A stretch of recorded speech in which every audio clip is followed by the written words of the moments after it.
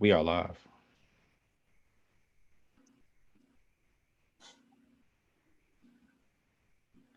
We are live.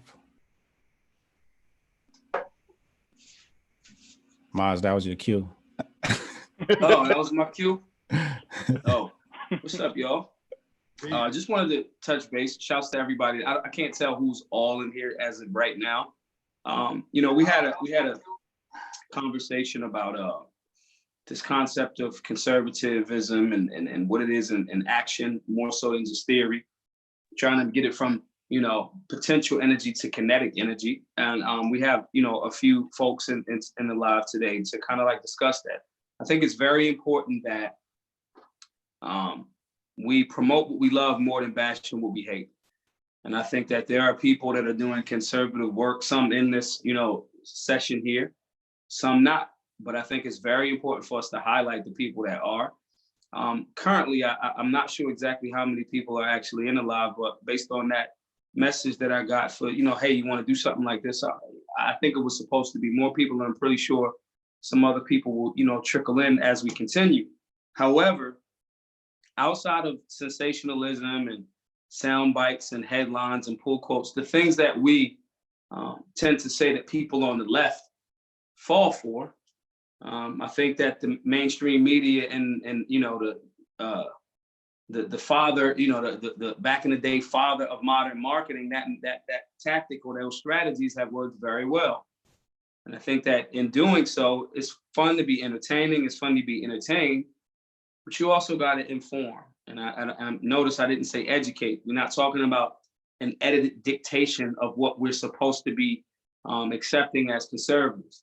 And more importantly, Black conservatives. I think it's not about editing the dictation. It's about being informed, being in formation, so we can execute. And I think that this conversation tonight will highlight some of those questions, concerns, what that looks like. I'm going to push back a little bit. I'm kind of going to moderate, but I'm going to push back and challenge, some of the sisters and brothers that are here today to, from a culturally relevant perspective, as well as a not wanting to shake the boat because I don't want to look like the person that's, tossing somebody else under the bus. So I'll give a little bit of pushback tonight, and everyone else will kind of like have their position stating who they are, what they do. And if someone's not here that you think should be here or should be recognized, I challenge everyone to highlight the person that's doing actual conservative work, more specifically in the area of urban outreach. And urban don't just mean Black. I mean, you might be a Black conservative, but urban got everybody in it. So again, with that being said, I want to welcome everybody to the chat. And if you have questions, concerns, all that other good stuff, if you want to support everyone, the hosts of this actual chat, everyone in here, I want to make sure that everyone's expressing how everyone can support the work that you're doing, whether that's merch, blackgunsmatter.myshopify.com, or whatever. I think it's very important that we understand that this conservative approach is very holistic, financial, social, political, all of that is a part of the mixture. So welcome everyone. So everybody introduce yourselves. Peace. All right, my name is Shakem Akhet. Me and a partner of mine, we run 2 community centers right here in the city of Charleston, actually, North Charleston. I run after-school program. The after-school program that I do run, it is African-centered. We have a lot of cultural history, cultural lessons. We talk about a lot of the Pan-Africanists who have paved the way for us to be able to think on a global level, like Garvey. I was inspired by Brother Marcus Klein in Chicago and Brother Baba Amin, who has a Uhuru Academy in Fort Worth, Texas, and in Columbia, South Carolina. Those brothers really inspired me to really start getting into a type of education that will teach our youth about the history and who they are, to give us that great self-esteem on top of a lot of the knowledge of what we need to do today in order to make a change. Man, I got a big run. We run a big food bank. During this pandemic, we have been blessed to be able to man, I mean, serve 3,000-4,000 people monthly. We decided to step into, since the government, we can't really wait on the government or depend on the government to do for us. So we do for ourselves, just like Baba Marcus Garvey actually said. That's what we do. We got a diaper bank. The young women who come in and they might be struggling, we give them assistance on that front. So it's matter of fact, right now, we partner with a nonprofit organization called Representation Matters. We do a children's book giveaway because I had to really close down the inside of the building. So what we're gonna do is just have them come and bring books, and just the children just come outside, the parents come, and we just give Black children books and let the parents roll out. So we definitely do a lot of things. I am heavily involved in activism. I've been fighting on the front line for our people forever. During the Walter Scott situation here, that was very horrifying. You saw Officer Slager shoot Walter Scott 8 times in the back. I actually was with my good friend Muhyiddin Dabaha. He unfortunately was murdered, but Faden Santana was the one who reached out to us, and we were able to expose that video to the world. We had multiple fights on that front with trying to get established a citizens review board with subpoena power. Unfortunately, we weren't able to get all that we wanted, but we still were able to fight for justice for Walter Scott. Of course, we had the Dylan Roof situation also here. That was very unfortunate. The racial tensions were extremely high, and we had a lot of people who, I would say, even in a situation that was that shocking, we still had people who were trying to, trying to placate and pacify. So, it was very rough, but I've been involved in many fronts here in the city trying to help the people. And I'm a conservative. My ideology of conservative, like I always tell people, and I'm gonna let everybody go, I know I'm kind of rambling on, but I always try to tell people, when you embrace conservatism, because a lot of people question me, like, man, you with that racist Trump and these racist conservatives.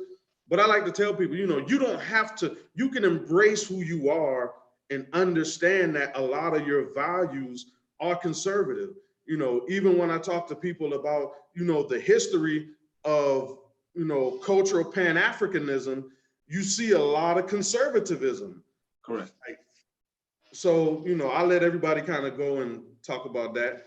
But yeah, that's what I do. Before we thank you for that, brother. Before we move on, though, I want to touch a key point here with someone that you just mentioned in the Dylan Roof situation. I did a tweet a few days ago speaking about Denmark Vesey, and I always think I mess up his name. Some people say Vesey, some people say Vesey. Denmark Vesey created that shooting that Dylan Roof did. That was Denmark Vesey's church. Correct. AME church. And Denmark Vesey, for those of you who don't know, conservative, in the sense of, sticking to traditional values and fighting against, captivity. Denmark Vesey was going to be basically going to have the largest captive revolt in American, maybe even world history. But it was a couple of rats that told on him and snitched. So his church was actually the church that Dylan Roof did those heinous acts that he did. But again, speaking from that to Garvey, these are conservative actions and principles and work in regards to the things that those men, especially, the Elder Garvey, was able to create and build.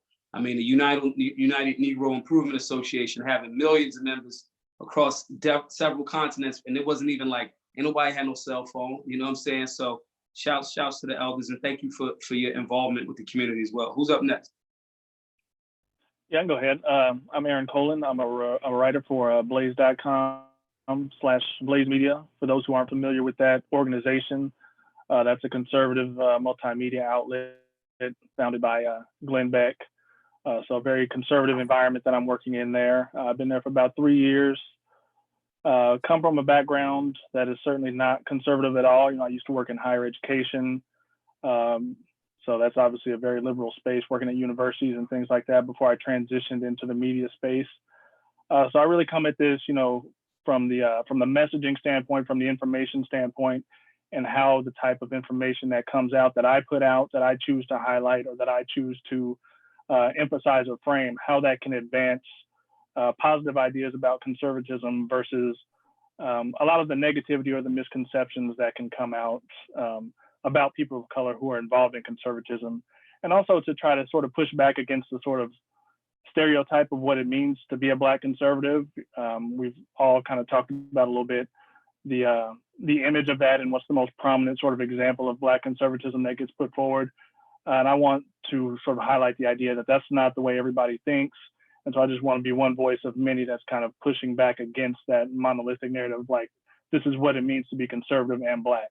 So yes, well, absolutely. The last time I was down at the Blaze, I think I was down there doing something. I can't remember what it was. It was a network, but I like Glenn Beck's office. It's like this whole glass situation. A lot of good down in Texas. A lot of good creative memorabilia in that building and things like that. So one, I want to commend you and say thank you for holding it down. I'm familiar with some of your articles, pieces. I'll say it that way. As well as being able to walk that line of professionalism that people somehow think, oh, because you're Black, you gotta like not be professional and or you gotta not be, speaking to issues that affect the community. So thank you for that tremendously. Who up next? Like Jeff, he might not be able to hear. Jeff, you can hear him?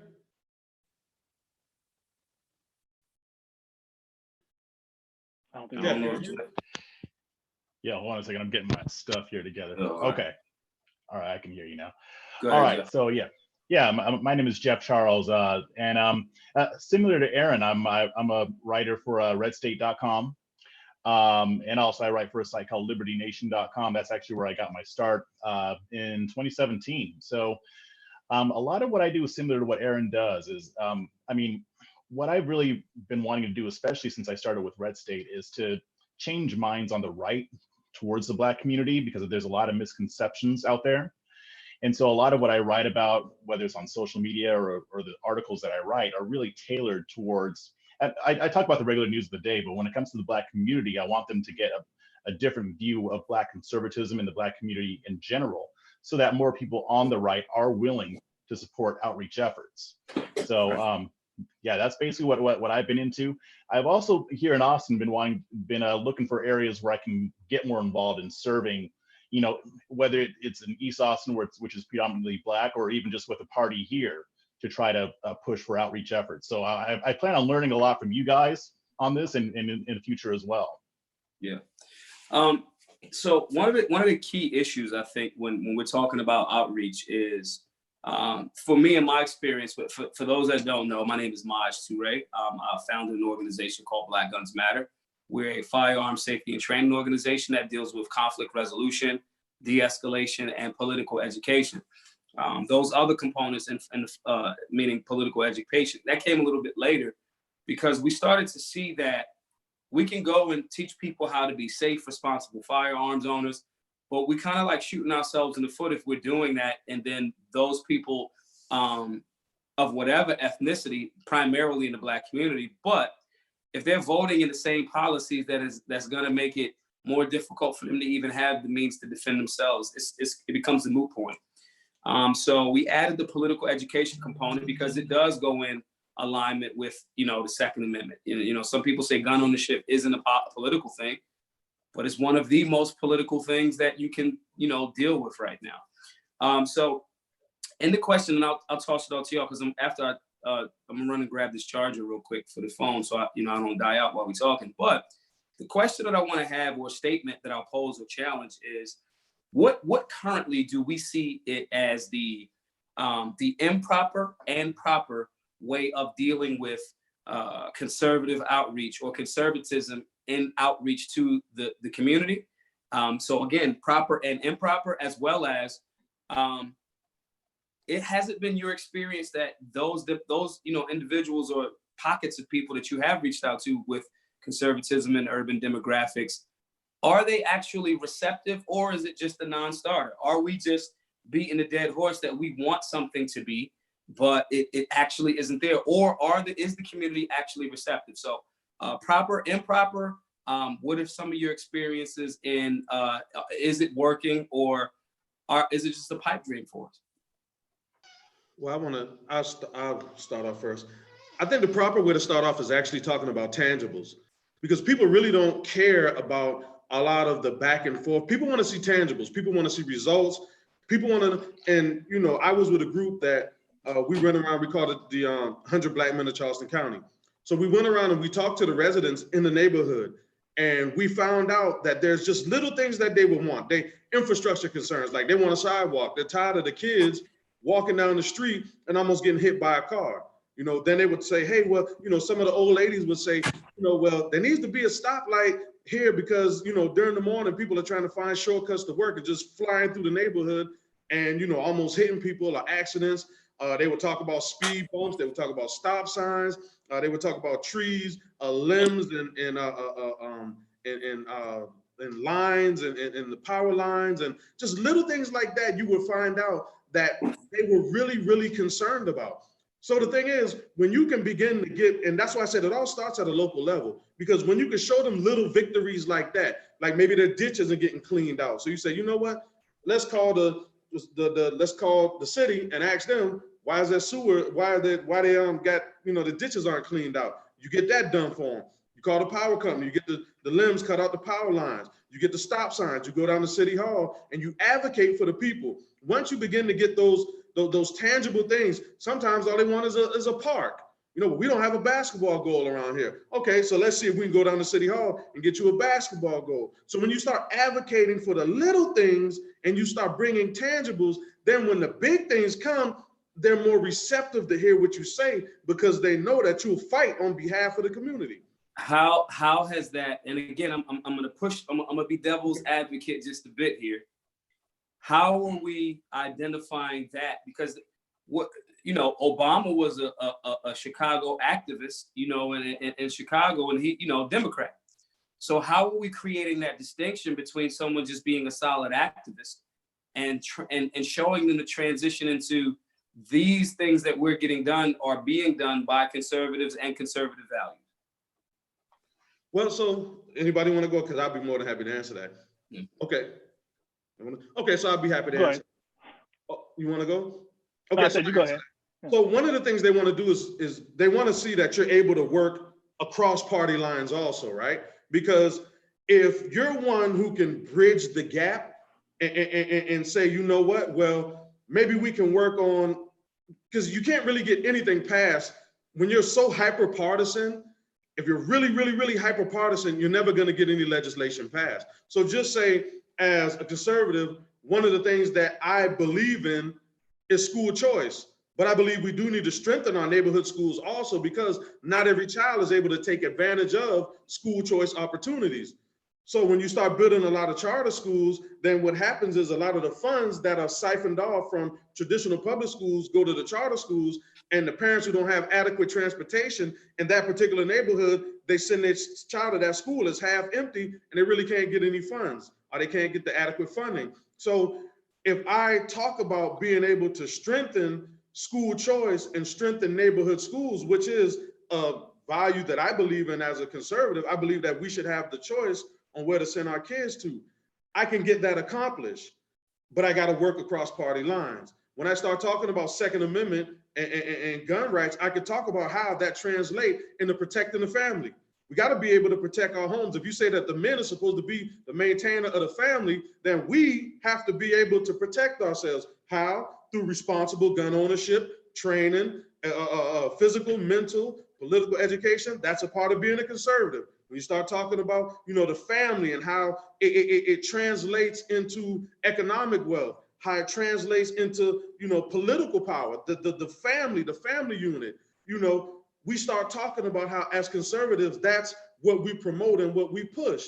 So you can really start, once you get the ears and the eyes of the community, you can start telling them how conservative values actually correlate to their day-to-day activities. Let me hop in here real quick. First of all, I just want to say, Shakem, we need to connect, because I know you definitely OG Hotep. You know what I mean? And the way you talking right now, I'm loving it. I think you need to take a second and let people know where they can find you, because this is the type of people we need to support. You know, I haven't heard of you until we got together last week.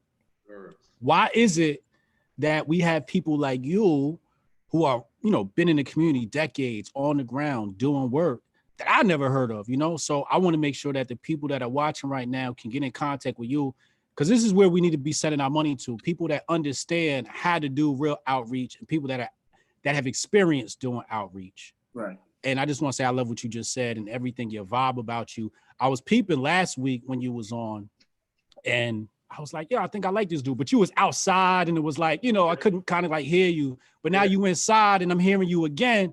I'm like, yeah, this is a cool brother right here. Yeah, I 100% agree.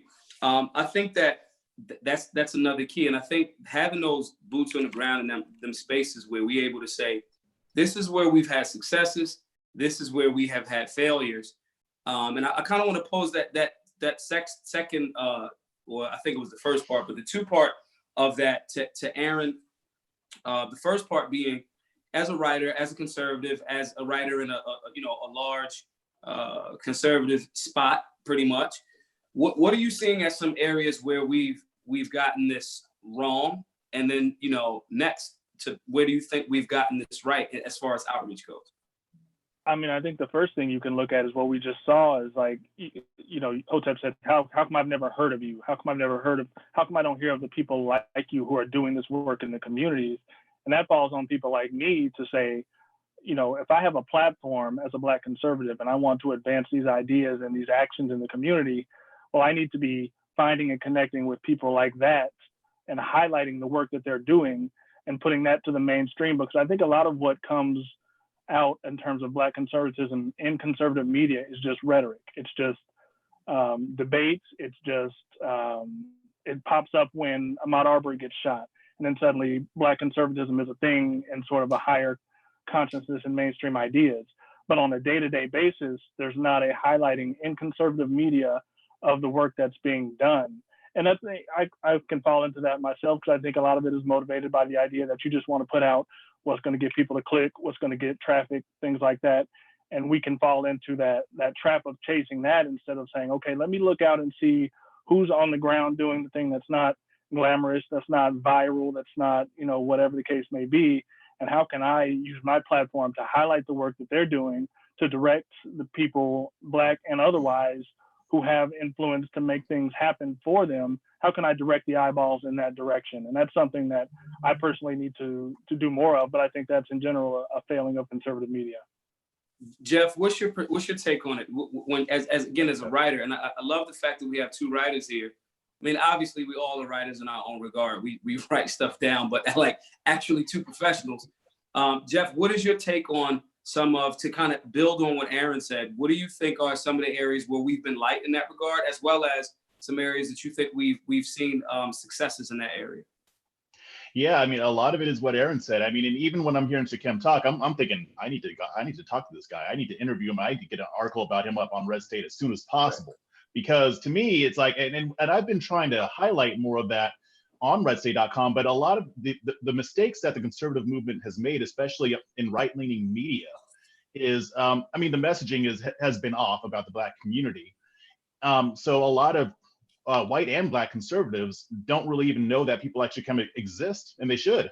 Because, I mean, they'll highlight somebody like Scott Presler, which I'm not knocking Scott Presler. I think he's trying to do good work out there. But somebody like Shakem, who's been in the trenches for years and years and years, they need to know that there are Black conservatives on the ground trying to infuse their areas with conservative values, and they need to know how they're doing it. The more people that know, the more people that would support. And the Red State audience, I know they will support certain types of individuals, and they will support certain movement, especially if it means getting conservatives out there. But I think most of conservative media has just focused mainly on the pundits and people like that, which, I mean, there's nothing wrong with pundits speaking to the issues, but they need to get with the people that are on the ground. And that's one thing that I wanted to do, especially this year. I've been talking to different people about outreach. I interviewed Jimmy Kemp, who heads the Empower America project with Tim Scott. And he talked about how they're trying to put more conservative minority and female candidates out there. I think the more exposure and the more awareness there is, the better, especially with outlets that have reach like the Blaze and like Red State, and I wish others would get on board as well. Yeah, But really, it's going to take exposure. Yeah, from my experience, and I think what I've experienced in the years that I've done this is, I, as a Black conservative in conservative media, can feel a sense of sort of isolation from the Black community just in the course of my professional doings, and the normal day-to-day of who I work with, what stories might come across as the top priorities. It doesn't necessarily connect the issues that are most important to the Black community. And so I think what has to happen is sort of people like me have to fight against that sense of isolation. Like, I don't know Jeff. I'm just meeting Jeff now. We're two people that should probably, through networking, have known each other and sort of be, talking to each other, sharing ideas, sort of connecting in that way. Because if we're operating in isolation, then our sort of work is being influenced in a way that's not necessarily most beneficial to the Black community. And so I think more connection, more networking can connect the dots from media messaging to work being done in the communities, so those two can work together to build something a little bit more effective that gets more attention. So is it possible that, because it's not magically that we've been doing this work for however long, is it possible that white conservatives, like, you bring up Scott Pressler, I'm going to do something with him very shortly, right? In my city. Is media deliberately ignoring Black conservatism, or are our arguments and our work not compelling enough? Is it possible that even though we're doing a day-to-day grind, educating, you know what I mean? Is that possible? It's both. I think it's both. So, I always look at everything like a business, a corporation. And when you have a corporation who can't garner media attention, I don't blame it on the media. I say, well, what are we doing as a corporation that just isn't newsworthy, right? And how do we create newsworthiness? Because there are ways to hijack the media, as you can see, by how I move, right? But there are ways to hijack the media and make them pay attention. But you have to do it with some of the grassroots, stuff that is gonna create headlines, right? Because that's really what they're there for. If they can make money off of it, they're gonna buy in, right? So again, a business transaction. If you show the other party that they can win something, they're probably in, right? They're like, oh, we can get money off this. So it's understanding what the media wants and finding that compromise. But is the media deliberately ignoring people? Hell yeah. Which is why I think that people like Jeff Charles are important, Aaron are important, Lawrence is important, because these people are media and have a spot. They're not obviously mainstream media outside of Lawrence, but some media is better than no media. And I think we have to do better of raising up the media, the responsible media outlets. I don't think we do enough of that, right? So it's looking at the media outlets that do a good job of pushing the right narrative, right? And then supporting them and then ignoring some of the other stuff, right? We shouldn't be getting this same, sometimes, like, for example, there's certain publications where they publish a story, I refuse to retweet it no matter how viral it is. I'll get it from another source before I retweet it. So it's being conscious of our retweets and our reach and supporting the media. Right. I 100%. I want to touch on that before the next person jumps in on this. One of the pushes that I've been trying to do over the last, just generally, but more specifically over the last few weeks, is I'm just no longer at the point where I'm mentioning anybody. I mean, unless you want to get busy, then you mention me. I'm Candyman, I'll pop up. However, generally trying to not mention anyone that isn't actually doing anything that, like, any work, you know what I mean? So it becomes, okay, now I know Shakem is doing this. I'm gonna consciously make that effort to retweet, link up, so forth and so on. I think what happens a lot of time, Roland Martin retweeted one of the obviously the viral situation that's going on right now, and he talked about certain components of Black conservatives, and he mentioned a lot of people from the past that were doing conservative work in that regard, completely ignoring the people on the panel that were not just being sensationalists. You know what I mean?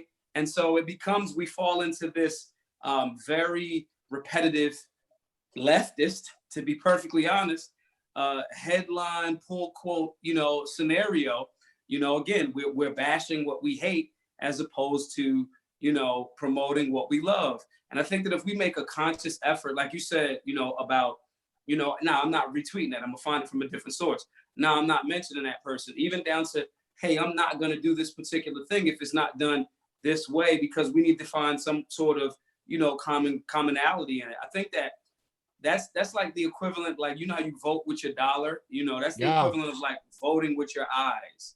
Right. You know what I'm saying? Yeah. And so if anybody else wants to jump in on that before we move to the next because when you went from a media organization perspective, what clicks, what catches on is what gets repeated.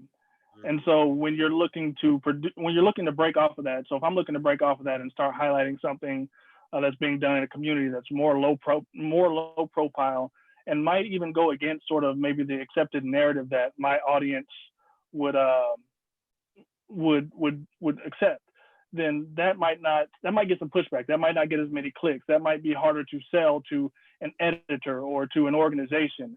And so it takes a little bit of uphill work to say, you know what, I've got an established audience that thinks a certain way about issues of race, and I want to introduce a counter narrative to them. I want to introduce another side of this argument to them, whether it's on a shooting, whether it's on the improvement of what's going on in Baltimore, or whatever the narrative of the day is in conservative media. And if I want to introduce a counter narrative, I'm going to have to push back against people who are going to say, that's not what I want, that's not what I'm clicking on, I'm not going to want more of that.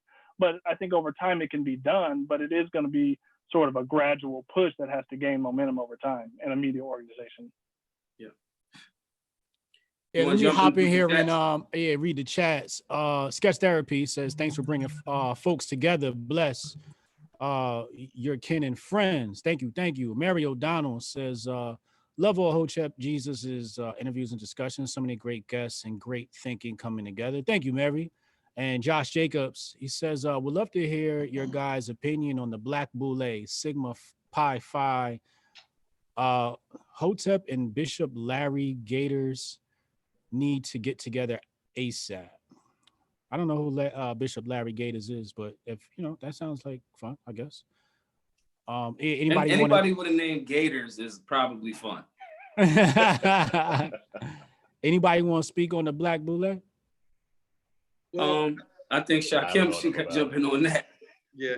So I work with a lot of Black Boule in the community, right? I think one of the things that with the Black Boule, who, and by my meaning of the word Boule, are those who a lot of times have grown up privileged and they identify with the ruling class, and they're just really kind of don't have that street personality or that identification with those. They have a rough time identifying with those who may be on a lower social stratosphere, and they feel like, they are superior. A lot of them, to be honest, how I don't know if like any of y'all been in the streets, but I used to be in the street. Like a lot of times you can those guys, you kind of chump them boy a little bit. You know what I'm saying? Like, yo, man, sometimes you can kind of, the Black Boule, I mean, you kind of chump them boys, to a large degree if you really, go to them real and like if you street, man, you can almost bully them dudes, man, because they really, I don't want to talk like that, but a lot of them boys really kind of soft, so if you hold true to your value and you from the street and you got a little bit of street in you, you could pull them up and say, man, listen here, man, like I need you to sponsor this 3-on-3 basketball tournament, and you need to come up, you need to write a check, bro, like straight up, you need to sponsor my team's jerseys. Like, I need you to do that, or I need you to buy me 10 computers for my computer lab. Now, if you don't want to do that, now I'm gonna have to go ahead and put you on blast and let everybody know that, you ain't writing exact, so a lot of them, man, like you could chunk them boys, you got to really get in though and kind of corner them off.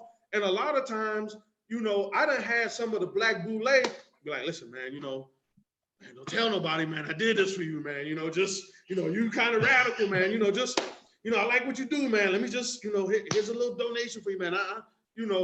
it's cool, man, you know? So I think if we start, you know, sometimes you got to use that aggression towards a lot of them, and they'll kind of come up, they'll kind of, you know, leave you alone. And, you know, I think the problem is we don't go to them like that a lot of times and demand stuff and kind of like, because a lot of time, man, a lot of them are scared of street dudes, you know. And I'm a bit, Yo, I got a story to piggyback off that, right? I'll let So, you go ahead. so I was a starving artist, right? Before SoundCloud was out, and I really wanted to get on. And at that time, everybody thought to get on, you had to get on all these blogs. So it was this one blog, and I did my research on him, and I found out like dude lived like not too far from me. So I reached out to him, and I was already established. I was touring. Like, you have to pay attention to me. Like I was running shit in my state as far as music was concerned. We were really like moving. Probably the most active group at that time. Outside of the majors like Naughty by Nature and all that, who I've worked with. So the blogger was egging me. So I was like, yo, I know where you live at, yo. Like, don't play me, yo. Like, you fuck on my life here. But I was starving, like, when you starving, like your attitude's a little bit different.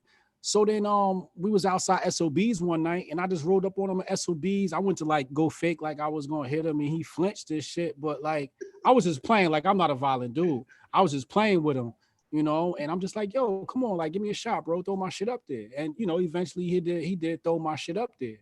And I thought what you said was like very valid. There's a lot of people here who can yeah. I want to speak to what you said about he said about I like what you do, but you're a little too radical. And I think that speaks to an idea of people are supposed to look a certain way, for a lot of people to support or to endorse publicly, especially.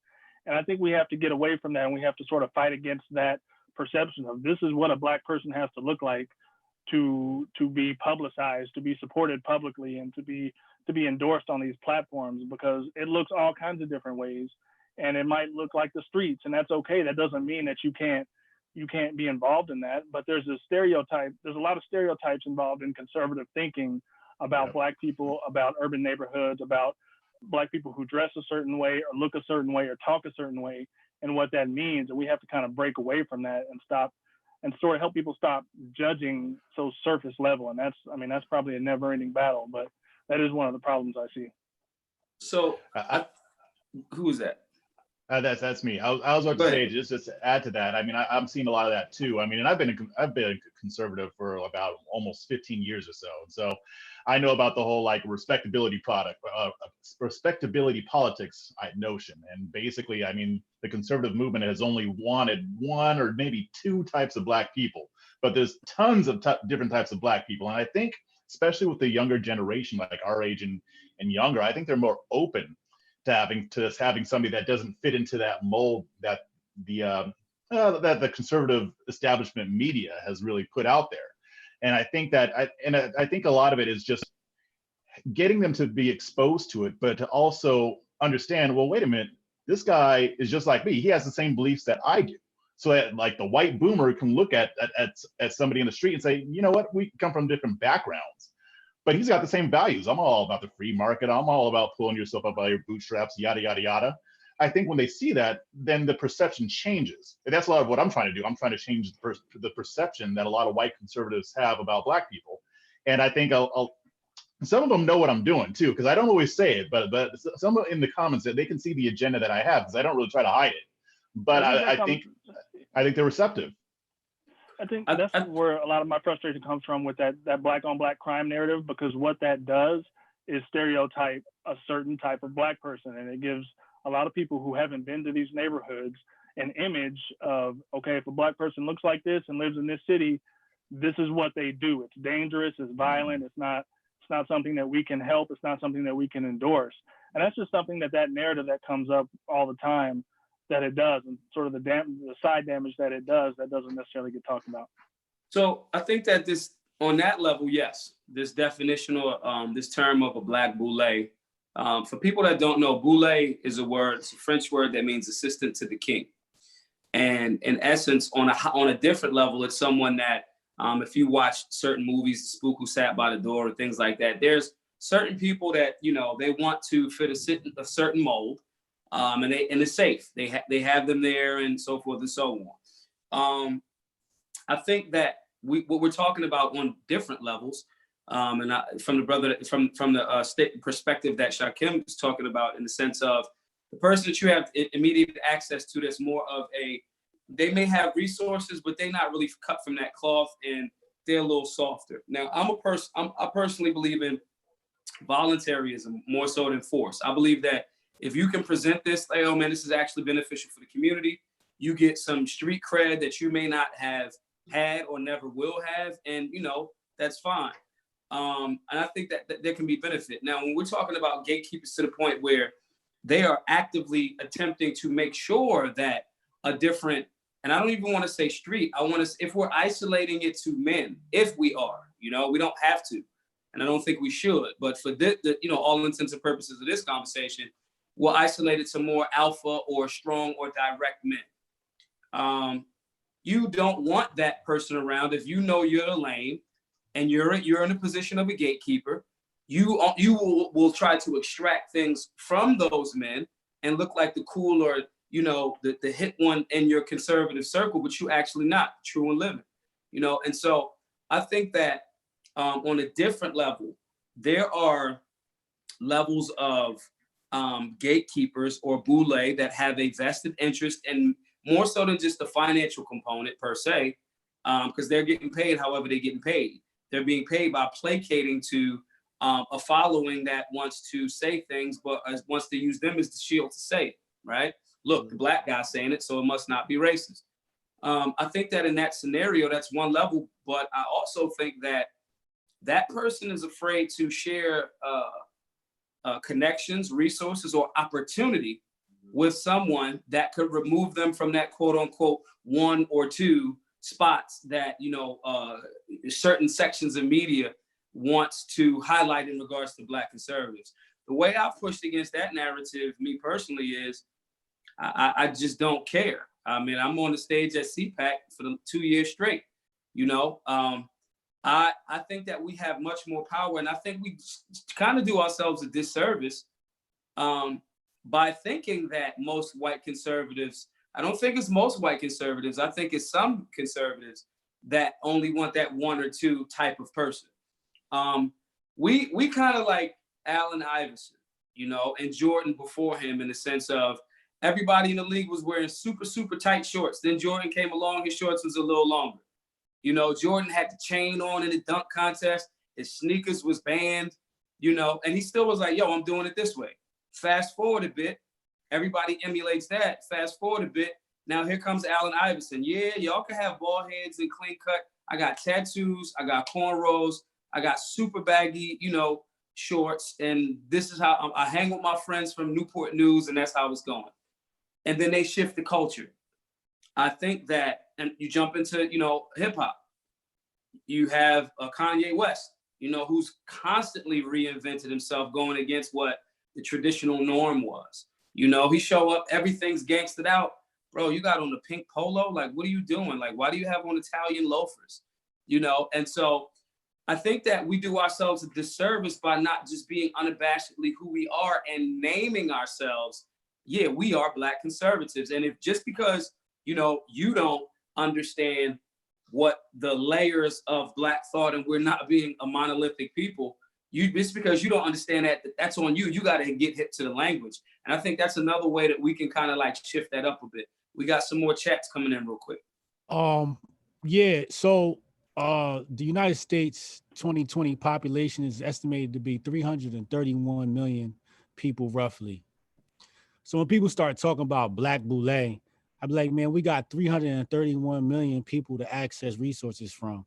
And a lot of them don't got the same skin color as you. So I completely ignore the Black Boule. Hotep Nation has been built and supported by Caucasians, overwhelmingly, which I'm very thankful for. It's something that I knew, I realized, I was like, man, I don't got to build this shit with Black people. I could build this with everybody, right? And somebody who kind of solidified that mindset was Scott Adams. He said Black people's greatest untapped resource are white people that want to help. So, you know, when you say, you know, you think about the Black Boule, it's some normal white dudes out here that have double a Black Boule's net worth. Right. That's willing to go above and beyond and have way more connections than that Black Boule member. Right.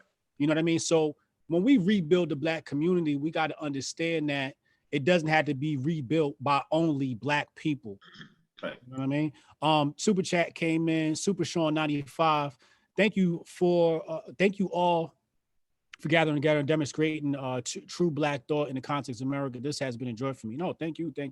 Yeah, but to piggyback off that thought, you know, you can build. So here's the thing, right? Like a lot of people say, hey, you know, I'm not pro-Black, I'm pro-American. All right, cool, that's dope. I love that, right? So now that you're pro-American, every individual in America, all 331 million people should be treated as if they're your brother and sister, no matter their skin color. Right. See what I'm saying? Right. So we can help each other. If the white community was down, I don't see why Black people couldn't put their hand forward and say, hey, let's lift y'all up, right?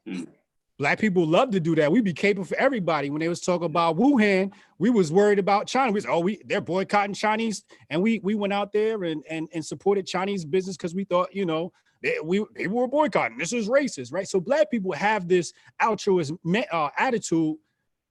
There are white people out of that 331 million that are willing to help us. And I think when we do ourselves a disservice by not accessing that. Yeah, I 100% agree with that. I got to say this one point. It's like we forget somehow that there were white abolitionists too.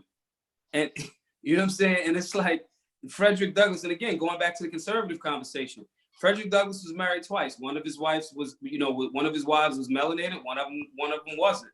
I don't buy into this notion that, again, CPAC is white world. Like you know what I'm saying?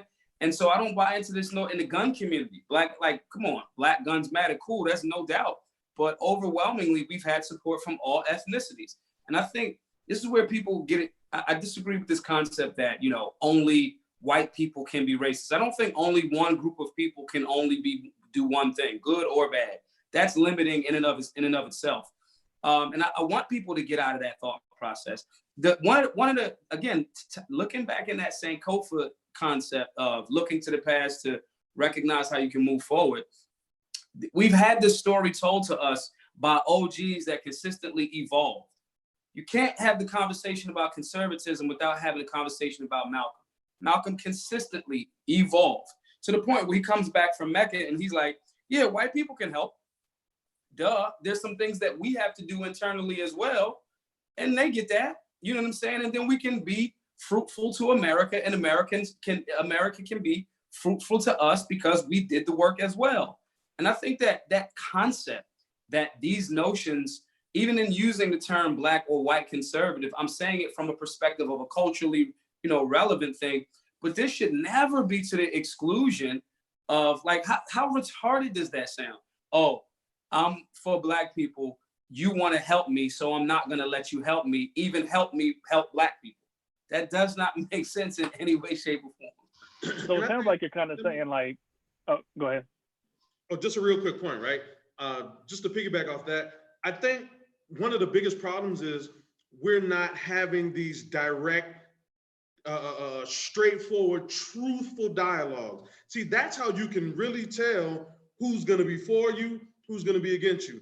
But we're kind of kowtowing and bending and backing and scratching and doing all of that. So you're really going to never tell if this person is for you because you're not having that open dialogue. A lot of white people respect me because I am me. They know who I am. Even if some might disagree in certain areas, they will say, you know what, I embrace him because at least we could sit down and have these real tough conversations and get to at least understand each other's perspectives. And I think why we're so distrustful a lot of times of whites, because within ourselves, we're scared to have these open dialogues to start talking and opening up a world to where we can say, you know what, this is on. I was talking to a white guy the other day who I got a lot of respect for. He says, man, Shakem, I always feel like, the blacks, whenever a black man gets killed, y'all, it's all over TV. When a white person gets killed, it's not over TV. We had a long dialogue about that. We end up not agreeing at the end, but at the end of the day, he's still cool with me. We still cool. So I think having these tough conversations is something that we need to bridge the gap. Yeah. And I would add to that. Well, go ahead. Jeff, go ahead. Yeah. So I mean, from my perspective, I think, especially looking at it from a media perspective, I think the media wants us to think that we are more divided than we actually are. I think that they play that up, but in real life, black people and white people are still having those conversations and still being able to be civil with one another. Mm-hmm. At one place where I worked, I mean, there's big biker white dude who loves Trump, and then on my team there was a black guy, and they used to talk about politics, and they could say where they liked Trump and where they really didn't approve of Trump, and they could still be friendly and civil even when they disagree. I think it happens a lot. I think it happens all the time. I mean, when you were talking, it reminded me of that Joyner Lucas video, where you got like the big white redneck with the MAGA hat and the black dude, and they're going at it. They're talking, they're arguing, but at the end of that conversation, they hug. I think that's what real life is really like. Yeah. I think it's more like that than it is what they want us to see. So I think if we focus on more of those conversations and letting people know that it's okay to have those conversations, then I think that we can make some more real progress. So I'd be interested in hearing you guys from that more activist perspective. When you look at Black conservatives in media, in conservative spaces, and you read what they write or you hear what they say, do you see a lot of self-restraining or self-limiting, people putting themselves in boxes like that? And if so, like, where do you think that comes from? Why do you think that people feel forced to do that when it's not necessary and it even hinders their success or advancement? You either go and grift or tell the truth. You can't do both. And how many of these white conservatives that follow you depend on how on cue you are, how on talking points you are, and what talking points you choose to deviate from is going to determine your rise to fame. And that's what people are afraid of losing their following. And I think that's probably one of the things that differentiates me from everybody else is I'm willing to go a whole 6 months following the talking points and then hit your ass over the head for a week straight with that raw Pan-African talk just to frustrate your ass, to let you know you thought you knew everything I was about. Surprise, motherfucker. Some people don't have that in them. And I think it's because incomes are riding on that. Yeah, I 100% agree with that. And I think we should clarify that income doesn't mean you're getting a check specifically from one organization or one group, right? I see it all the time in social media world, being in the pro-gun room. There's certain things that, if you're Black and you're pro-gun, I'm supposed to like disagree with Colin Kaepernick. Sorry, bro. I think that's a freedom conversation, And so the beautiful thing about analytics is I can see when I'm losing, who I'm losing based on what I talk about. I can literally see it, and I can go. There was a I forget what television show it was on, but there was a guy that worked in the sewer, and he could tell when shows were ending, when commercials were on, because he works in the sewer lines and there's more flushing. More people are going to the bathroom at certain times when they're away from the television. Now we're in a space where we're no longer away from the television. The television goes with us, so I can literally chart if I have conversations, and it's cool. I'm good with that because none of the platforms that people usually get paid on, I don't get money. Like my YouTube channel's only like 10,000 subscribers. It's no big deal, so my monetizing didn't come from that. My monetizing came from giving these classes away for free and making dope merch and letting people buy the merch. So I can have a $60,000 a month selling merchandise, regardless of which quote unquote side agrees or disagrees.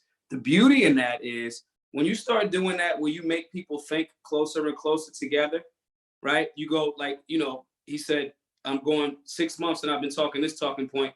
Then I hit you with a week. I might go 2 posts hitting you this way, then 2 posts hitting you that way, because I want you to go. And I'll say, hey, man, you may disagree with me. And that's cool on this part. It is I'm reverse engineering your mind through this social media experiment, you know? And I think that there's a way to do that and get rich by showing people both sides and not selling your values and your principles short. And so from the activist perspective, I absolutely see that as a reality. And if you do it right, especially if people respect the honesty of it, when I say, yeah, man, you know, most libertarians are for open borders. I'm not. Cool, you know, and it forces them to have to my job is to realign your perception, you know? And so I think we're good there. We got about 10 minutes left, guys. So everybody jump in next. Yeah, I think from a media perspective, I think a lot of that comes from, it seems like there's a race to get in the lane. Everybody's racing to try to find, okay, what's my lane to get through? And so there's a pressure that I think I've experienced just in a short time that I've been in political media to say, okay, well, where's your lane? Where's your team? Where's your side? And everybody's kind of choosing. And so there can be a pressure if you're kind of standing somewhere that's not aligned, where you're like, let me get to where I need to go. And I think there has to be an awareness on the part of somebody like myself to say, to stay independent in my thoughts, to stay untethered in the way in what I say, because if I value my following, or if I value a certain audience or a certain perspective more than I value the honesty of my thoughts and the goals that I want to achieve with what I'm putting out there, then I'll choose the wrong path every time, because I'm thinking I have to cling to a team in order to go forward. But it takes a little bit of courage, it takes a little bit of faith in yourself to be able to stop and say, okay, you know what, I'm gonna say what I think, and where that takes me is where it takes me, and I don't have to follow a path that's already been carved out by somebody else who I've seen succeed. That's why I say we need these think tanks, right? Because we need to create our own safe space to where we can trade ideas and build upon ideas, to where we can start understanding how we can change policy, how we can question a lot of conservative politicians and say, hey, you know, sit down, let's talk about policies that affect our community. See, because we're leaving out things like, you know, affordable housing. We're not having these discussions. We're not talking about, you know, ways how we can create tax cuts for Black-owned small businesses. So we're not, you know, sitting down having these conversations to where we can say, you know, this is our think tank, this is our safe space, this is how we can, you know, create a different personality for Black conservatives. Speaking about personality, a lot of politicians only win off of personality. Look at somebody like AOC, right? She, even if you don't agree with her policy, she just seems like the type of chick you could sit down with and go hold out. on now. You talk about my boo right now. Hold on now. I mean, see, You talk about my boo now. Exactly. That's what I'm, even though sometimes you listen and be like, man, what in the world is this girl talking about? But she just seems like a chick you could hang out with and cool out and She's go a bartender. to a bar and Yeah. It's person, and I think we're lacking as Black conservatives personality. You can't name somebody on the conservative side right now who you will sit down and just say, you know what, man, this dude seems ultra cool, you know, hang, you know, from the street, the hood, like Tim Scott. He's from North Charleston. I know Tim Scott for years. Tim Scott, you can't do that with Tim Scott. I like Tim Scott, but he's, you know, up there. You gotta be like, man, take the suit off, man. Like, cool out. So, you know, you gotta kind of like calm down, man. Like, man, don't come in here with that. You know, put your basketball shorts on. Let's go hang out. You know, they're just so uptight, and you know, and see, we gotta create a personality to where people like us, and they'll say, you know what, I like these guys. They're cool. You know, and just creating a personality is important. Agreed. We got to make sure Tim Scott sees this. So right. So where do we go from here? Because we got about let me just read some chats real quick. Sure. Where'd I leave off? Thank you all for gathering, demonstrate. Oh no, Chad. What up, Chad? He said, let me channel my Jerry Maguire. I love Black people. Seriously though, Hotep, I love this room, and I'm sorry I'm late. All good, homie. Appreciate you. Yeah, so I had sent a message out in the chat. I said, let's try to end at 10 p.m. And the reason why I did that was more from a very marketing perspective. I know when videos get too long, people don't want to sit down and watch them. But I think this video and this time that we spent was so powerful. I want to make sure that a lot of people get to see what was discussed in this hour. No doubt. I agree.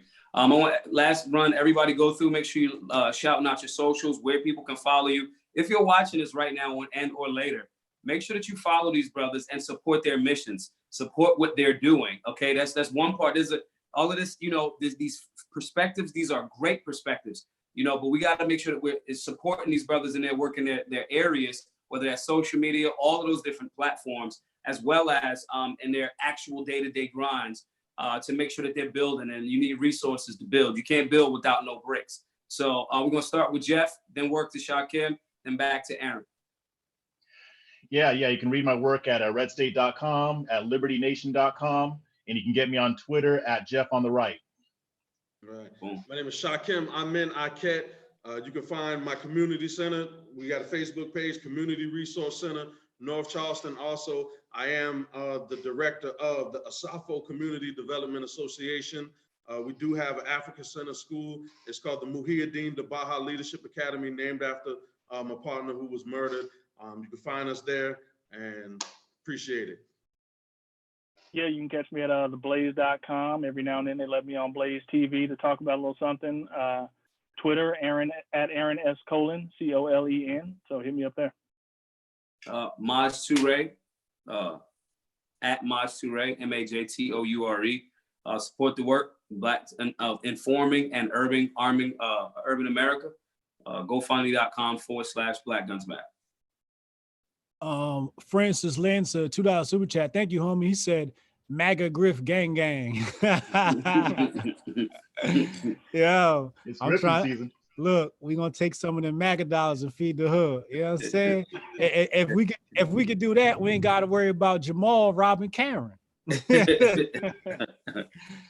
Kristen, or occupying houses under construction. Anyway, love all you guys. God created us all. Never forget that.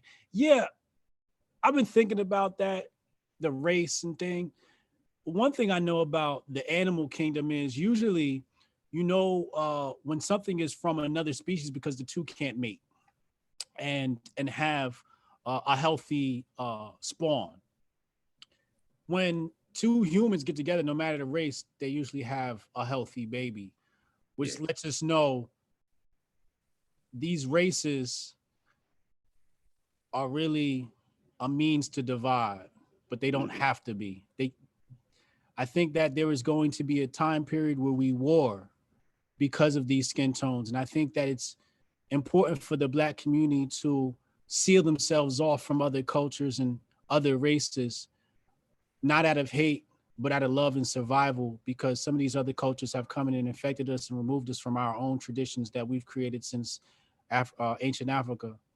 And I think that when everybody is able to rise to a certain level of consciousness, these skin colors won't matter anymore, because we'll be worried about how to build the next best AI bot to destroy the AI bot that currently rules us. For now, we'll be bottom feeders, right? Right. Peace, y'all. I'm Ghost. I'll see y'all in a little bit. All right, peace. All right, peace.